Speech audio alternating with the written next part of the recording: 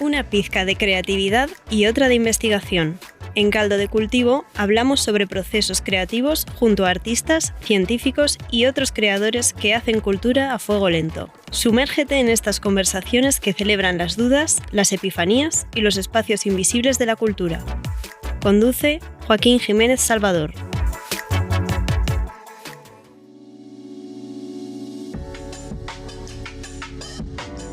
Quiero confesar que estoy un poco nervioso en serio, porque hoy día tengo invitados de esos que están, pero de lujo. De hecho, es tan común, estoy tan como nervioso porque estos invitados son tan especiales que algunas partes de esta entrevista van a tener que ser en inglés. No se preocupen porque vamos a hablar todo lo que sea necesario, y además tampoco es ninguna novedad que no me entiendan a mí, porque yo tampoco hablo tan bien en español. Soy chileno después de todo.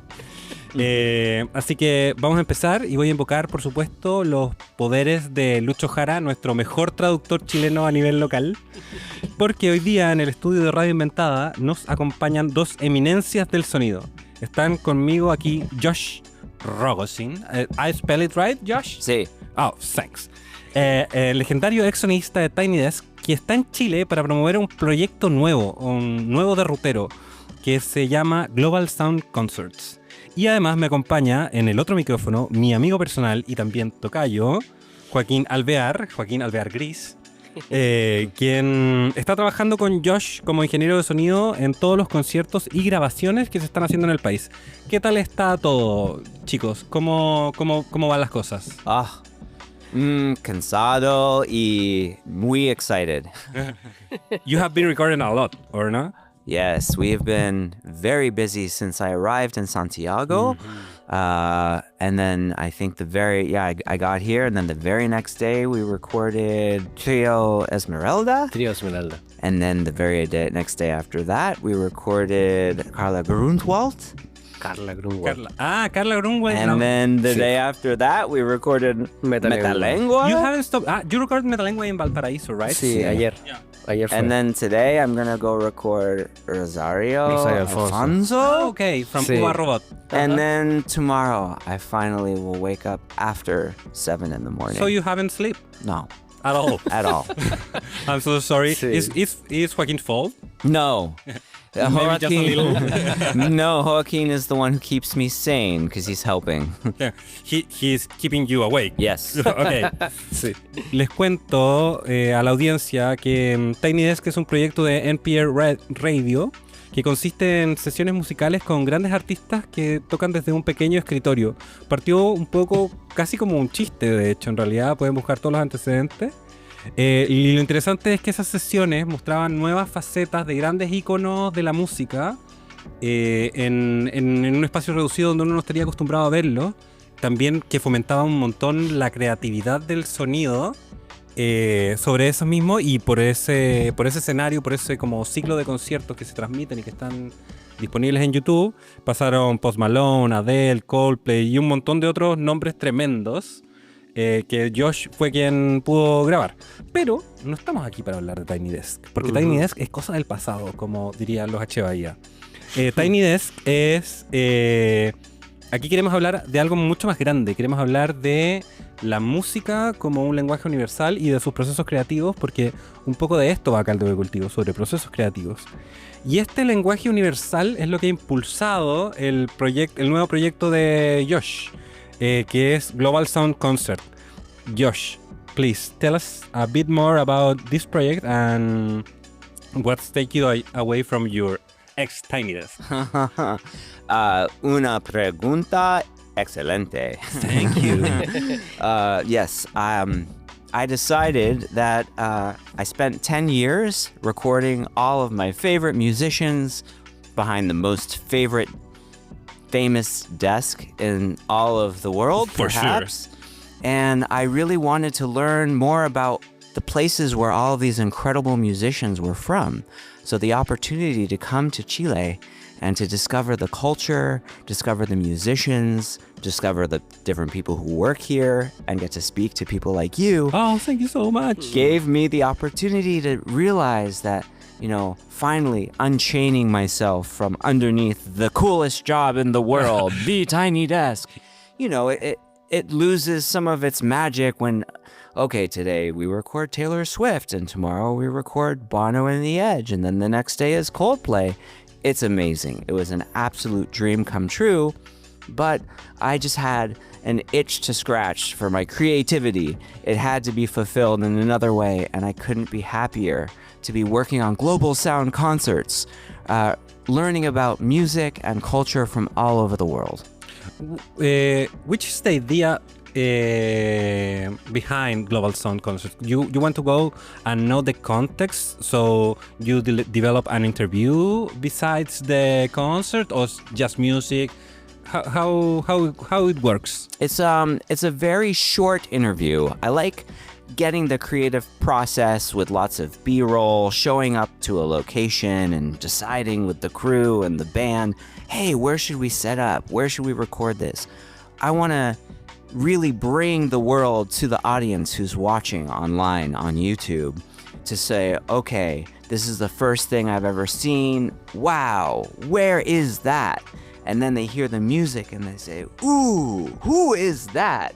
So I want it to be a journey of discovery than just a concert in front of a desk. It's like a music safari around the world. That's right. I always say, like, I love Anthony Bourdain and Parts Unknown. I know. Mm-hmm. So imagine if Anthony Bourdain had a show about music instead of a show about food. What would you see? What would you do? What kind of places would you be influenced by? For sure, you have so many credentials in music, like Anthony Bourdain in food. So maybe. I mean, that's the hope. Yeah, for sure. Everybody for sure. likes to eat, and everybody, I think, loves music. Bueno, yo también quiero contarles a todos los auditores que el proyecto de Global Sound Concert se está haciendo con... ¿Es Altaraxe? ¿Se escribe exactamente? ¿O como Altarac? Ah, ya. Vicente. ¿Cómo va? Altarache Studio. Así que les mandamos un tremendo saludo a ellos que hicieron posible esto. También que te vincularon a ti, ¿o no, Joaco? Claro, ellos me llamaron también para vincularme con ellos. Y que postularon, como entiendo, 5,000 bandas para tocar a esto. Un montón. Bands, right? How many It was bands? shocking. So I had this brilliant idea. I said, I'm coming to Chile. How am I going to find musicians? I don't know any musicians in Chile. I'm a gringo from the United States. What do I know from Chile? But every musician in Chile knows you. Which is, thank God. So I saw that Vicente, he made a post on Instagram maybe a year ago, just about my work on Tiny Desk, my style of recording. The kind of microphones you use. Exactly. I made a video for NPR for the contest at NPR many years ago, maybe 6 years ago. He saw it. He made his own content just saying, hey, here's what Josh does at Tiny Desk. I saw it and I showed it to mi Palola. Nice, you got it. Francesca, she's Chilena. She's from where? Antofagasta. Ah, so you came here for the love and you came for the music. That's right. So as soon as she said, we're going to Chile, I said, I want to do music in Chile. Yeah. And she said, okay. And then I showed her the reel that Vicente made with Altarache Studios. And she said, he's Chileno. Nobody speaks like a Chileno, but, you know, Chilenos. yeah. We speak a unique Spanish. A weird Spanish. So I said, oh my goodness, I'm going to reach out to him and say, hey, I saw the reel that you did. It was so cool. I don't know how to find musicians in Chile. Can we collaborate on a reel saying, Josh is coming to Chile and we want to find musicians. All you have to do is submit a 1-minute video with the hashtag Global Sound Chile at Josh Rogosin at Altarache Studios. And we put it out into the world. Vicente, of course, is a genius on all the reels and the TikTok and all that stuff. Sí, hacer todo buen contenido, Vicente. And the response was staggering. Huge. I did not expect there to be hundreds and hundreds and hundreds of videos. The post, if you look it up, you can see the statistics. I think it has like 53,000 likes and 800,000 views and 30,000 shares. And it just keeps going. And even today, I'm still seeing people responding to this collaborative post that he put together for us. And not just from Chile, from all over Latin America. People from Uruguay, when do you come to Uruguay? Argentina, you have to come to Argentina, you know? So it's just opened up this whole world of an idea and of opportunity, not for me, but what I love about that is that it inspires all these creative musicians to, hey, let's get creative. Let's put something online with the hashtag Global Sound Chile or Global Sound Argentina or Global Sound Guadalajara, whatever. So that people are excited to share their art and their talent. It gives them an excuse. And then, the contest is just for fun so that I can see who's around. And then we can record something really special in a unique location that really represents the country. Okay, there's a huge response, but Josh, tell me, how do you select the artist you're going to record with? What creative process is behind that? Because you spot an artist, but you have to make a selection, and why? It's nearly impossible because there's so much talent. I go through, I watch every single one, and it takes a long time, but what I'm also thinking about is representing the place with as much diversity as possible. So if you think about the artists we've recorded, I love the Trios Esmeralda because they sing the traditional folk boleros. It's like, wow. And then Carla Greenwald, who had this sort of more ethereal with string. Very. And she had a cello and a violin and a choir. Carla is awesome. And She's an awesome singer. Guitar, yes, exactly, and it evoked this sort of more of a classical look to it, and then elegant, and then Metalingua, they're like party all the time, and then we're gonna do Chachajila on Sunday, and they're more of the traditional from the north with the pan flutes. I don't know what you call it. Zampoña. Yes, exactly. So I'm excited to get that more traditional sound from another part of the country. So that's what's going on in my mind. It's like, how do I represent the diversity of Chile in music? So that was what I went with. I thought maybe 1 or 2, and then I couldn't help myself, and I'm doing 5. Yeah, we finished doing 5.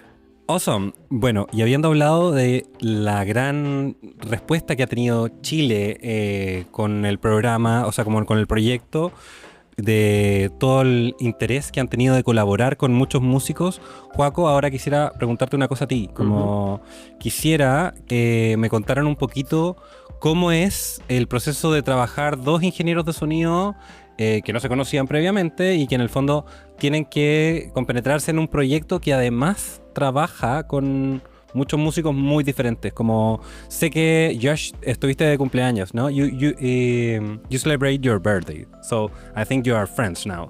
But he celebrated like not together. just before. Yeah, I celebrated in Chile. The longest day of the year is solstice. 21 diciembre. But in the United States, it's the pequeño. So it was your biggest birthday? Finally. Oh, yeah. Awesome. And it was summer, not winter. Yay! For the first time. I thought that you were partying together in your birthday. No. But, well, I'm going back to the question. Joaco, me gustaría que me contaras un poco cómo es el diálogo entre sonidistas para crear un proyecto coherente, sobre todo cuando se trabaja con una materialidad tan invisible pero poderosa como el sonido. I'm asking here about how work together, like sound engineers. Yep, I see.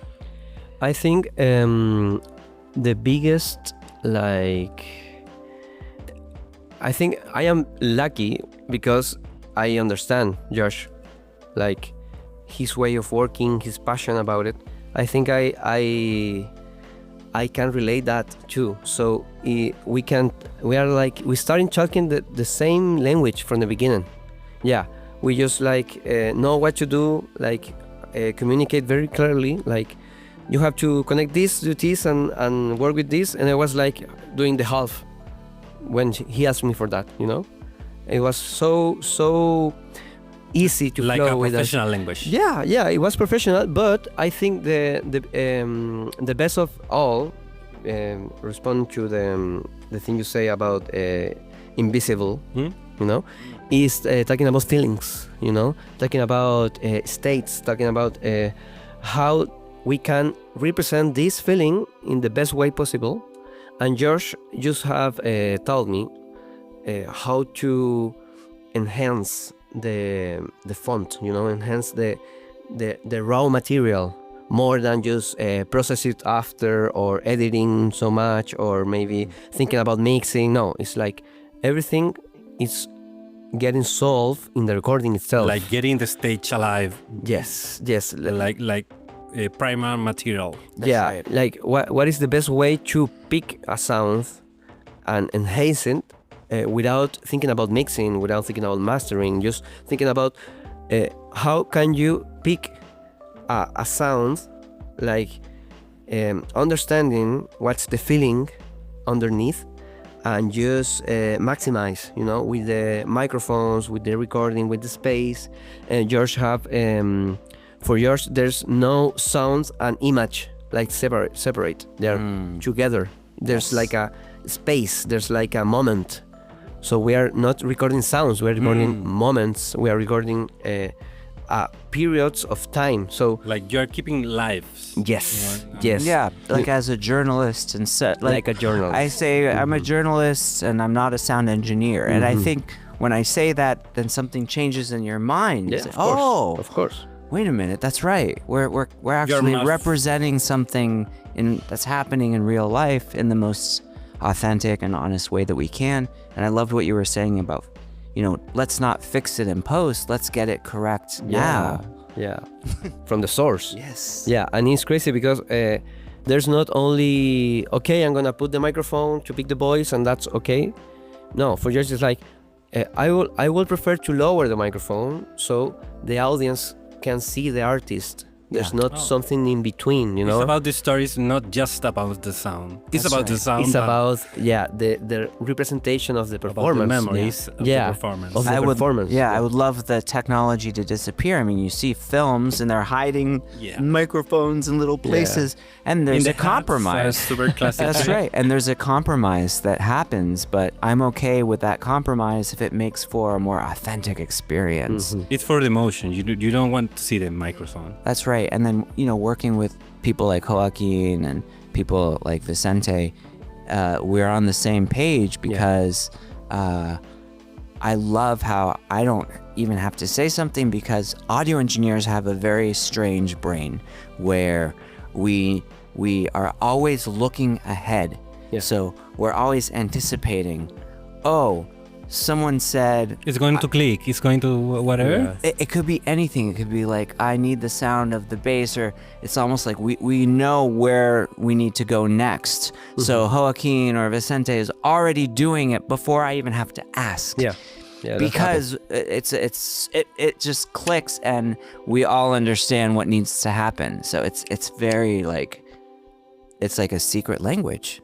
Yeah, it's like a secret language, you say it. And we have the advantage too that in case of Carla and in case of Metalengua, we worked with two audio engineers with Victor Saez and Simon. Yeah. Very helpful. And they were very helpful. I have worked with them many times. And you're recording in video, right? Everything? Or just Francesca is taking all the visual or the video with her camera, and George is like the artistic direction and audio. And head audio, So I'm really relying on Francesca, who's shooting the video, to not only capture the sound, we want it to sound great, but I also don't really like the boring 5 cameras, cut to that camera, cut to that camera, cut to that camera. It's just one. I make her just move around with one camera, and it's not... it's a one shot. Yes. I love one shots. I do too, and I got the idea because I watched... You keep the feeling of the performance. And it's not going to be perfect. Sometimes she's going to be on the wrong artist. Sometimes it's going to be like wobbling. She's just wondering like, oh, what's happening over here? What's interesting my mind? Oh, let's go on this journey together. It's how can you experience in... That's right. Almost like first person, we would call it. And I saw a concert from Madison Square Garden with Wolfpack. And...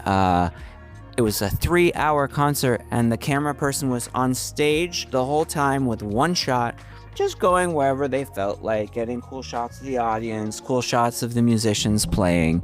And I just absolutely loved it. And I think this is so much more interesting than like the very static, like, okay, we have a good shot, cut to that. Okay, we have a good shot, cut to that. And I don't find that very engaging. And as long as the audio is there and it's sounding good the whole time, you forgive a lot in the visual if the audio is stable. You can rely and on good. that too. Yeah. Quisiera volver a un poco más sobre un tema del que estábamos hablando antes. Quisiera volver sobre el proyecto de Global Sound Music, que consiste, como nos contaba Josh, un poco en recopilar estos sonidos del mundo. Josh, my first question about it is, how do you ensure these cultures are authentically captured and embedded in the sonic construction of the project? How do you stage every presentation and sounds to reveal the culture of the local musicians? Well, I think it's really about, you know, when I get to a place, asking people, hey, where's a really interesting place to record that represents this place? So, you know, for Metalingua, they wanted to go to Valparaiso. I can't even pronounce it. Valparaiso. Valpo is better. For me, Yes. for the gringo, Valpo works.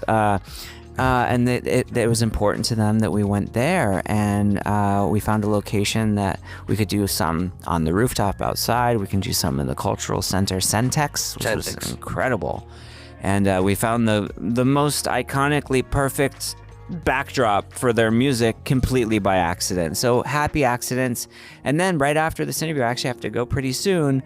I got to go record Rosario Alfonso, and I want to do it on San Cristobal Hill. Okay.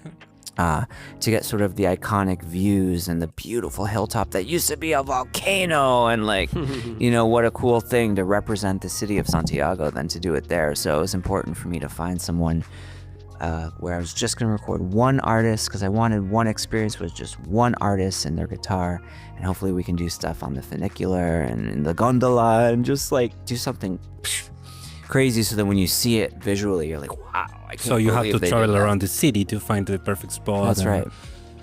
And in terms of sound, how do you prefer that they use some local instruments, or is up to them? It's completely up to them. I do prefer acoustic instruments. Like, I loved the Carlos session, but then with Metalingua was amazing too. And they had a lot of acoustic instruments, but they also had like an electric bass or a synth bass or a piano synthesizer, which was also quite cool. Just honestly, whatever the musicians want to play, I don't care. As long as they're from the place. It's like there's something about being born from Chile that makes heritage. Yes, that makes, you know, Simone and Victor. No? Yes?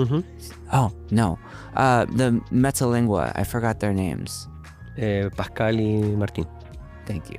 That make Pascale and Martin, you know, very distinctly from Chile. Whatever, you know, they grew up with, they have this energy and this style that can only come from a place like this. Okay. I have another question related to the processes of showing a culture by music, and this is for you, Joaco. You have seen reflected our culture across the Josh and our musicians' work, right? Yeah. What have you discovered about Chile? Because you are from Chile, so you are like having a two translation process to the sound. Claro, sí. I think the most important thing is the versatility we have and the passion we can drive to our art, even if it's not well paid, even if not have all these available places to grow, you know. When Josh asks, or when the artist Carla asks for places, the majority of them says no. Yes. We are not available. It was shocking how difficult it was. They're just closing doors in our faces to do something. Is growing culture, you know. This You should ask me. Yeah, yeah. But I just George told me 2 days after, you know. I was like, oh really? Like, yeah. Yes. Of course, I will think in this place. There for were a the first. handful of places that were very receptive, like The Magnolia Hotel has been wonderful, helping us find locations. Nice We recorded the Trios Esmeralda at the beautiful hotel from like 18 whatever it was, no, 19, En el hall del 1931. segundo piso grabamos Trío Esmeralda y Awesome. precioso. Aparte que es como casco histórico y todo. Beautiful acoustics, everything. And then the M100 was very, very kind and offered us a place to record. So I have to actually come back and do something with M100 because I love the place so much. And then Carla reached out to a number of different places, had a really hard time, and then finally we found the best possible location, which was also with the help of the hotel. So Magnolia. thank God. Sí, ellos han ayudado mucho a encontrar lugares propicios para los estilos también, po. Porque Carla, con esta elegancia que tenía y todo esto medio fairy, como que encontramos un lugar, como un palacio que realmente calzaba con lo que ella estaba haciendo. Pero ¿y qué has descubierto así como del sonido de Chile visto a través de los ojos de extranjeros de Josh? I think it's the peculiarity because it's hard to make music here, so you have to be so passionate about it and like believes in yourself, in your style, in your music. And I think I haven't found artists who is making art because they're bored, or they like just making something to they are not like in love with the idea of being an artist or a musician. We're in love with the music itself. Maybe realize that the scene is so much stronger than even... It is stronger, yeah. It is so strong, and there's a lot of good music of artists, like this is new age of artists in Chile, that I think in maybe 20 years, art and culture here in Chile is going to be different. It's not going to be the same as our parents told, like, no, you can't study music, no, you can't be an artist, no, you have to find a job that gives you money, because it's another reality. I think we are building something that in the future, here, maybe 20 years, maybe 30 years, it's going to be different here, and it's going to be more... open to culture, music, the arts, supportive. And hopefully places will start to realize, like, no, it's important to share our culture. It'll help with our tourism. It'll help people bring here. If we say yes to Josh, that means someone who's watching might say, I gotta go to Santiago, and when I go, I'm gonna go to the M100 because it looked so cool in the video. Where, I asked Carla, hey, do you think maybe we can go to like Santa Lucia Hill? And she says, yeah, I've tried to record there before. We always get stopped. I was like, why? It's a shame that the people don't want to be proud of and celebrate this cultural places and influence people to come and spend their money in Chile. Yes, I think we're on our way to do that, because there's a lot of this old-fashioned style about thinking about art, thinking about the artist like someone who is not having a regular job or having a complete life, of looking for a bright future. No, it's like a dark thing. But we young people, we're making the change, and I want to believe in that, and I want to work all the days of my life to make that change here. So that's the passion. I think it picks every artist I found here before working with George, and now working with George, and in the future I will still looking for that, because it's so real.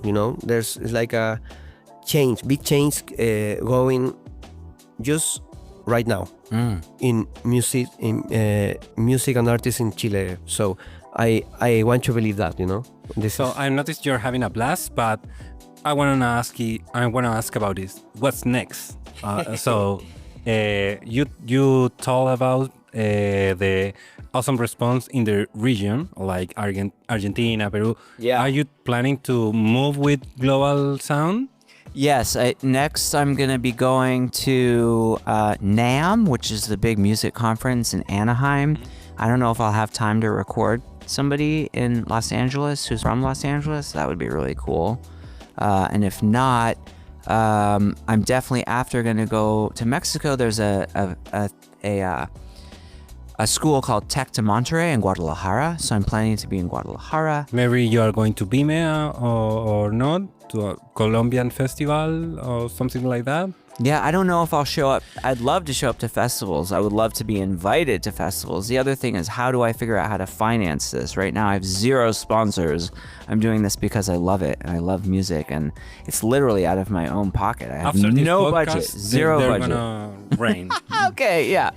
So for now, I've been reaching out to different universities and technical colleges and journalism schools and saying, hey, I have all this experience. I want to inspire the next generation of musicians and of audio engineers to think, hey, I don't necessarily need a multi-million-dollar recording studio to make an engaging, interesting, passionate recording, which is the style I invented and came up with and grew on Tiny Desk. I mean, following in the steps of incredibly amazing engineers that I've learned from, of course, including Kevin Waite. Shout out to Kevin Waite, who actually came up with the stereo shotgun to pick up a Tiny Desk, and I just added a bunch of channels, but kept the same mentality of like, okay, one stereo mic and everything else just sort of supplements like that, and thinking of it as like a mic that's a little further away, picking up the overall sound, rather than everything has to be individually mic'd and perfect in its sterile environment, because that's not what real life is. Real life has reflections. So I embrace the bleed. Embrace the bleed. Yeah. Mic bleed. I learned that too. Awesome. And I want to ask one question about how do you feel the creative process between the 2 different stages of production? Like now you are more indie recordings. Yes. Do you feel like is activating more creativity from you? Or? 100%. I loved doing Tiny Desk. I loved all the different ideas and techniques of recording any kind of instrument I ever run up against, and I think that's an incredible thing to have in my toolbox just as a technician. But now I'm not recording behind the same desk every time. So that changes That's things a change. quite a bit. Also, I think maybe you can fall in love more of the music, not Yes. about the process of the That's right. doing. Like, Because I'm doing it in the place where these musicians are from. That's a very important distinction of the show. You get context of the music. You get the context. I'm less interested of seeing a band on tour that comes to Washington, D.C. I want to record Metalingua in Chile, in Valpo. Much more interesting than at the Tiny Desk, in my opinion. Awesome. Chicos, quiero agradecerles mucho que nos hayan visitado en el estudio. Ya han grabado con tremendos artistas locales y estoy seguro de que si siguen excavando van a encontrar aún más exponentes. Lo sé yo mismo porque soy curador de sesiones acá en Chile en el Suchay, que son las sesiones que hacemos aquí en el Centro Cultural de España, y que ya han tenido grandes artistas como el Ignacio Redar, María Bonó, Notano Humano y La Lúcuma. Aquí está mi amigo. Salares y un montón de gente más. Así que estoy seguro de que van a seguir encontrando muchas cosas conforme avance su viaje acá con Global Sound Music. Josh, I'm sure your new project will open so many doors to continue connecting prominent and emerging musics and artists worldwide. We wish you the best luck with this new adventure.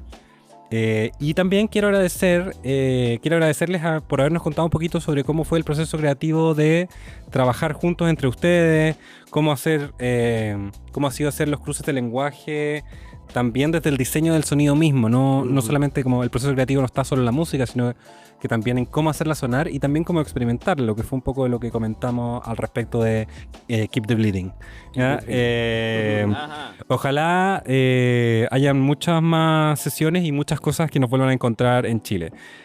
Un gran saludo para todos quienes nos están escuchando en este episodio. Nos vemos en el próximo Caldo de Cultivo. Chao, chao. Ciao. Hasta luego. Chao, chao.